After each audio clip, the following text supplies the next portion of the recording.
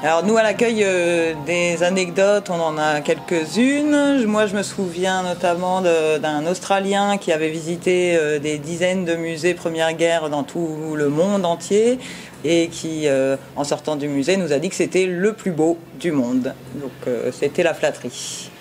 Et donc moi, côté boutique plutôt, un petit objet insolite, on vend donc du coup des petits rats. Et donc un monsieur a acheté un rat pour faire peur ses invités et l'a mis sous le lit pour qu'après les invités donc du coup aient peur avec le petit rat.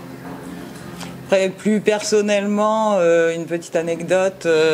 Le jour du 11 novembre 2018, donc pour le centenaire, je me suis retrouvée à devoir aller allumer des torches sous la pluie au briquet qui fonctionnait plus ou moins.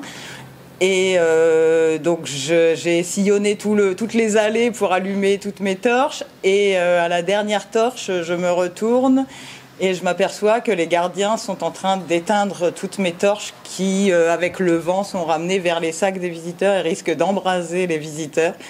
Donc c'était ma petite déception après avoir bien travaillé. Et donc moi, mon plus beau, un de mes beaux souvenirs assez quand même rigolo, c'était donc une personnalité connue qui est venue visiter le musée un mardi. Et donc c'était le repas de Noël. Donc du coup, repas de Noël, pull moche de Noël. Et donc j'ai accueilli cette personnalité connue avec un pull moche de Noël. Où, donc évidemment le moment de se dire bonjour.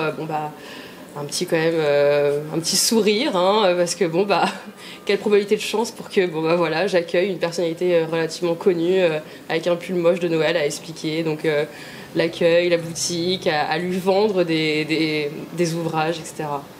Donc assez drôle.